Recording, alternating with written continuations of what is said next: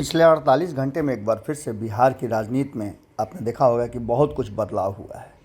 आपको बता दें कि बिहार में जो सरकार चल रही है महागठबंधन की, उस सरकार को लेकर के कई तरह की चर्चाएं चल रही थी।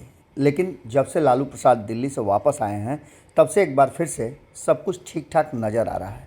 लेकिन ये ठीक ठाक अगर देखा जाए तो आरजेडी और जेडीयू के बीच में है। बाकी की दल जो हैं वो अभी भी संशय की स्थिति में है। हालांकि आपको याद होगा कि शिक्षक नियमावली को लेकर के, बहाली नियमावली को लेकर के किस तरह से ये सब कुछ सामने आया था कि नीतीश कुमार ने सभी दलों को बुलाया था और सभी दलों को बुला करके उन्होंने एक बैठक की थी और इस बैठक में ये बातें तय की गई थी कि शिक्षक नियमावली में संशोधन किया जाएगा और यहाँ पर एकजुटता दिखी थी। इसके पीछे भी कारण था कि जदयू और आरजेडी को छोड़ करके बाकी सभी दल जो हैं वो शिक्षकों को लेकर के काफ़ी एग्रेसिव थे और शिक्षक बहाली नियमावली में बदलाव की मांग कर रहे थे। अब ऐसी स्थिति में इस मुद्दे पर तो सभी एक साथ नज़र आए, लेकिन आगे जो चीज़ें सामने आ रही हैं उसमें सीट शेयरिंग के फार्मूले पर कहा जा रहा है कि लालू प्रसाद और नीतीश कुमार में सब बात फाइनल हो चुकी है। जो फार्मूला तय किया है लालू प्रसाद और नीतीश कुमार ने सीट शेयरिंग का, उस फार्मूले में लेफ्ट और कांग्रेस को क्या मिला है। कहा तो यहाँ तक जा रहा है, जो सूत्र बता रहे हैं उसके अनुसार 2024 और 25 के सीट शेयरिंग का फार्मूला भले ही देश भर में तय हो या नहीं हो, बिहार में लालू प्रसाद और नीतीश कुमार ने तय कर दिया है। इस फार्मूले के तहत ही 2024 और 2025 का चुनाव लड़ा जाएगा। लेकिन अब सबसे बड़ा सवाल ये है कि क्या इस बात को लेकर के कांग्रेस और लेफ्ट मान जाएंगे? ये सबसे बड़ा सवाल है और इस सवाल का जवाब यदि आप खोजने जाते हैं तो आपको साफ नज़र आने लगेगा कि ये सीट शेयरिंग का फार्मूला, हालांकि बहुत हद तक अगर कांग्रेस को देखा भी जाए तो लेफ्ट मानने के लिए तैयार नहीं है। अभी वर्तमान में आपको याद होगा कि 2014 और 2019 के चुनाव में किस तरह का सीट शेयरिंग फार्मूला हुआ था। हालांकि उस समय भी कांग्रेस को 9 सीटें मिली थी। इन सारी बातों को लेकर के अब जो वर्तमान परिस्थिति बनी है उस परिस्थिति में एक बात तो साफ नज़र आ रही है कि कांग्रेस 10 सीटों 11 सीटों से कम पर मानने के लिए तैयार नहीं है। तो वहीं आपको बता दें कि लेफ्ट ने भी अपने लिए कम से कम 8 सीटें मांगी है।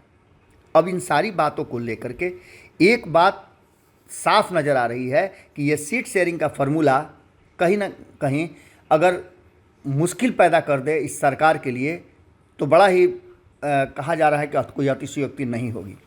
लेकिन एक बात इसमें भी तय है कि सरकार पर कोई असर नहीं पड़ेगा अगर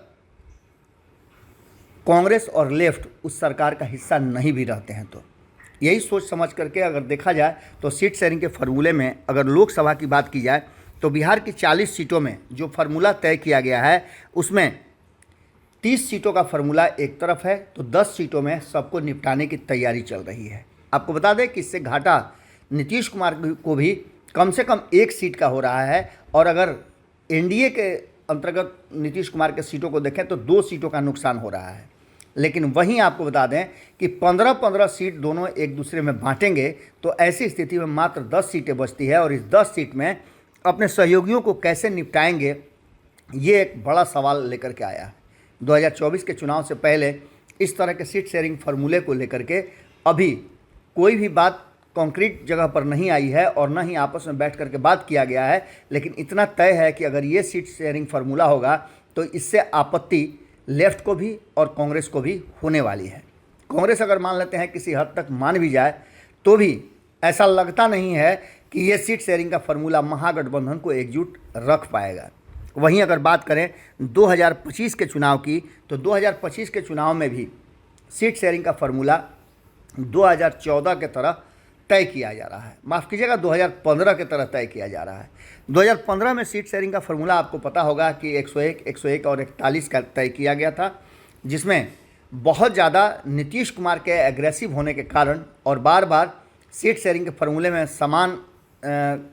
सम्मान की बात करने के कारण कांग्रेस को 41 सीटें मिली थी, नहीं तो कांग्रेस को 30 सीट पर ही निपटाया जा रहा था और आपस में दोनों आधा आधा सीटें बांटने की तैयारी कर रहे थे। इस बार भी फार्मूले के अनुसार जो हमारे सूत्र बता रहे हैं उसके अनुसार सीट शेयरिंग के फार्मूले में जो तय हुआ है लोकसभा के तरह ही विधानसभा में भी 50-50 सीटों का बंटवारा आरजेडी और जेडीयू के बीच में होगा। हालांकि इससे घाटा इस बार आरजेडी को हो रहा है, क्योंकि आरजेडी हमेशा से 100 से अधिक सीटों पर चुनाव लड़ी है।